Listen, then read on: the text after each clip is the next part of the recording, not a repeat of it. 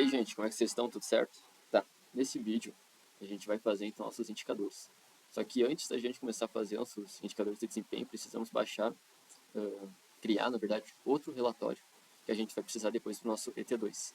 Que seria esse relatório aqui. A gente vai em caixa de ferramentas, Brasil, relatórios, alinhamento vertical, esse aqui, PIV vertical. A gente vai dar 2 cliques e vamos dar um OK.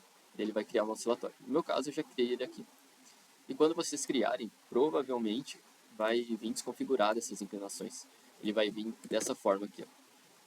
Daí você só tem que colocar vírgula no lugar certo. Vocês podem ver depois pelo editor ali do perfil altimétrico.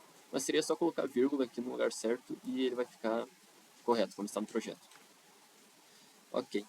Agora a gente vai precisar criar um arquivo novo no Excel para concentrar todos os nossos indicadores, como eu criei um aqui.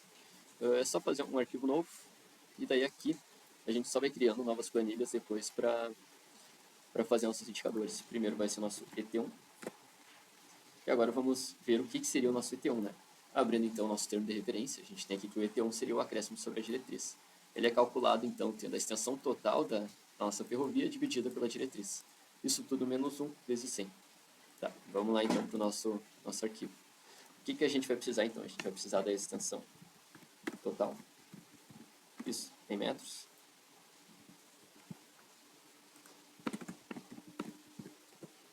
Vamos aumentar aqui. E vamos precisar também da nossa diretriz, também em metros. Ok. Como que a gente pega a nossa extensão total? Podemos pegar por qualquer relatório, por exemplo, esse mesmo que eu já tenho aberto aqui. A gente tem a nossa extensão total da nossa ferrovia aqui. Só vamos copiar esse valor. Vamos levar para cá. Tiramos esse mais e aqui trocamos por vírgula. Temos aqui então a nossa extensão total da nossa ferrovia. Tá, e para achar a diretriz, agora é uma fórmula mais chatinha de fazer. A gente vai ter que abrir então o nosso relatório planimétrico. E aqui dentro do nosso relatório planimétrico, a gente vai ter que pegar nossas coordenadas do nosso PP e do nosso PF, que são esses valores aqui. Eu vou copiar eles aqui.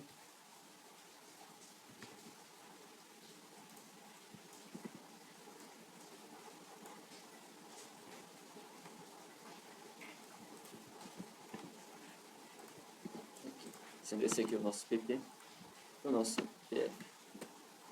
Aqui temos o valor de Y, X, aqui também, Y e X. Okay. Vou só deixar inteiro aqui para deixar mais formatado. E aqui então temos as nossas coordenadas, nosso PP e nosso PF. Agora é uma fórmula bem simples, a gente basicamente vai usar Pitágoras para achar a nossa diretriz. Então a gente vai ter um valor de x ao quadrado, um valor de y ao quadrado.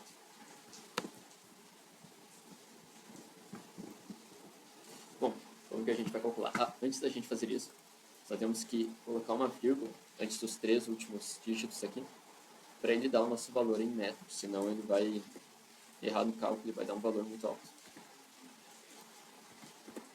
Certo? Agora a gente já pode calcular. Bom, primeiro então a gente vai achar o valor do x ao quadrado, que seria aqui o nosso x do PP menos o nosso x do PF, isso tudo elevado ao quadrado. Tem um valor em metros aqui. Aqui seria a mesma coisa. Nosso y do PP menos nosso y do PF, isso tudo elevado ao quadrado. Ok, agora a gente vai tirar a raiz do somatório desses dois valores, para achar então a nossa diretriz. Esse aqui mais esse. E aqui então temos nosso valor da nossa diretriz em metros. Vamos centralizar ela aqui. Ok, agora a gente já pode calcular então o nosso ET1. Como que a gente calcula ele?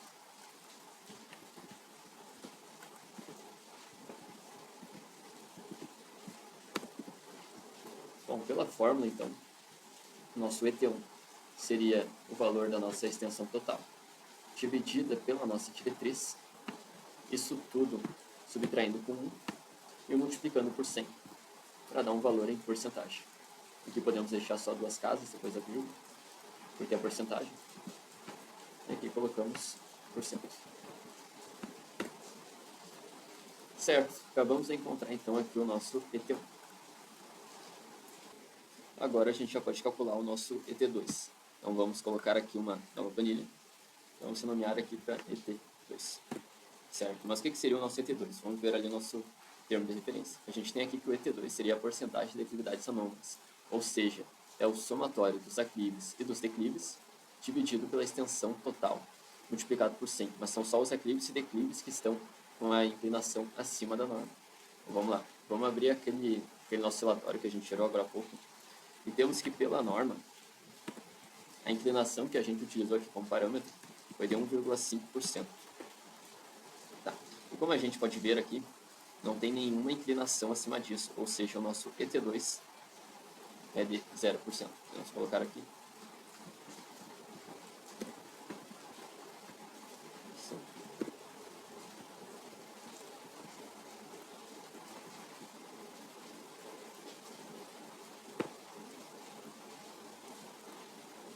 Então, o nosso ET2 tem um valor de 0, porque não tem nenhuma inclinação acima pelo que a norma estabeleceu.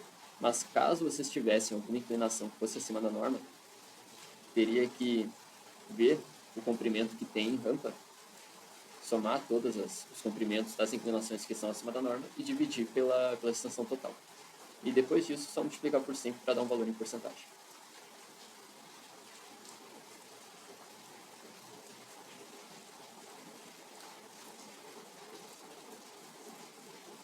Agora, a gente vai calcular o nosso ET3. Então, a gente pode gerar aqui uma nova planilha.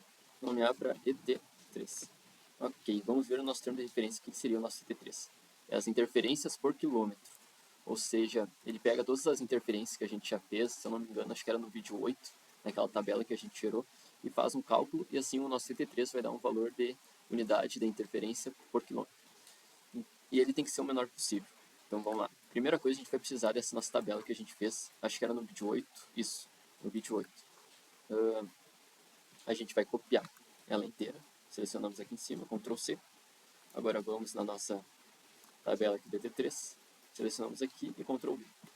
Damos um OK. Ele vai vir desconfigurado, então eu vou só configurar ele aqui e já volto.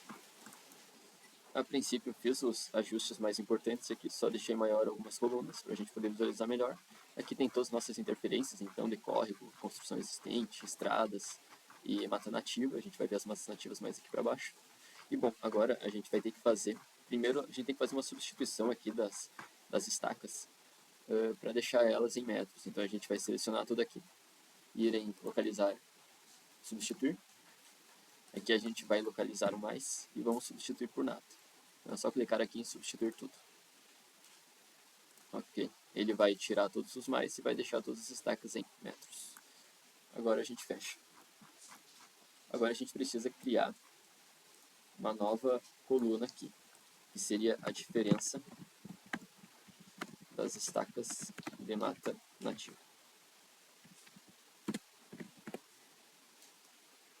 Certo, o que seria essa coluna? A mata nativa, como ela abrange uma grande área, a cada 100 metros de mata nativa, a gente vai contar como se fosse um indicador. Então a gente vai pegar toda essa área aqui e vamos ter que calcular o total de mata nativa que ela se encontra. Como que a gente calcula isso? A gente vai vir aqui, onde ela termina, colocamos um igual, daí pegamos a estaca que ela termina, menos a estaca que ela começa. Damos um OK. Assim a gente chega em um valor em metros e a gente vai fazendo para todas as áreas de mata nativa. Mesma coisa, pegamos a estaca que ela termina, menos a estaca que essa área aqui começa. Damos um OK. E assim a gente vai fazer para todas. Pronto, acabei de fazer todos os cálculos aqui da área de mata nativa. A gente consegue vendo por aqui esses valores aqui em metros. Agora a gente vai fazer a nossa tabelinha aqui de interferências. Então a gente vai colocar aqui o nosso número de interferências. Só aumentar aqui. Aqui então a gente vai colocar nossas interferências de edificação, córrego, estrada. Não lembro se eu escrevi estrada ou estrada existente. Tem que ser exatamente a mesma nomenclatura que a gente usou. Então, vamos lá, aqui na verdade é construção existente, córrego está correto. Mata nativa. E eu não lembro agora se eu usei aqui, ó, estrada existente. Tem que ser exatamente a mesma nomenclatura que a gente utilizou. E mata nativa. Tem que ver se eu escrevi assim ou foi com letra minúscula. Vou só conferir aqui. Com letra minúscula. Mas a mata nativa até que não vai ser necessário, porque o cálculo dela é diferente dos outros. Aqui. Ok, como que a gente vai fazer então? Aqui é simplesmente fazer um contador.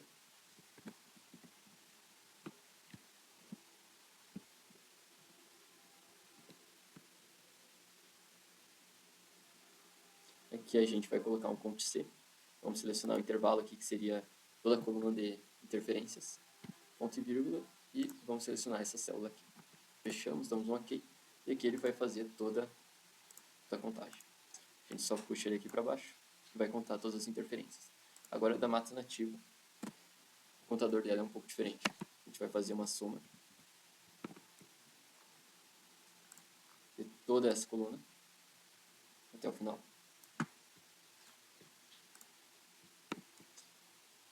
Essa soma a gente vai dividir por 100.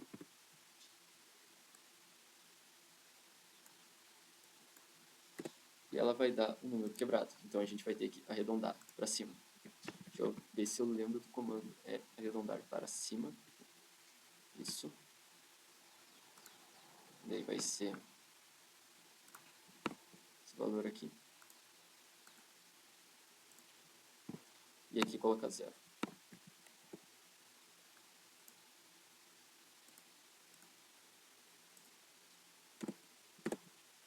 Pronto. E ela faz o arredondamento para cima. Agora a gente vai ter que fazer uma soma. Então vamos somar aqui. Vai ser simplesmente o somatório de todas as nossas interferências. Fechamos aqui, vamos no Enter. Ok, 49 interferências. E para achar então o nosso ET3, que seria unidades da interferência por quilômetro, a gente vai ter que fazer esse cálculo aqui. Vamos pegar a nossa soma total, multiplicar por 1000, que a gente quer que saia em quilômetro, e dividir pela nossa extensão total. Então a gente vai ter que ir lá embaixo, e aqui embaixo a gente vai ter a nossa extensão. Fechamos aqui e damos um Enter. Acho até que não precisa fechar. Aí, damos um Enter. Aqui então nós temos o nosso ET3, que seria equivalente a o número de interferências por quilômetro.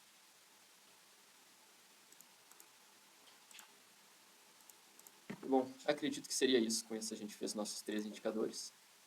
Nossos indicadores de desempenho, tendo o ET1, o ET2 sendo 0%, provavelmente de vocês também vai ser, e o ET3 em unidades por quilômetro. Vou mudar aqui. Pronto, unidades por quilômetro. Bom, nesse vídeo seria isso, aguardo vocês no próximo. Qualquer coisa eu fico à disposição.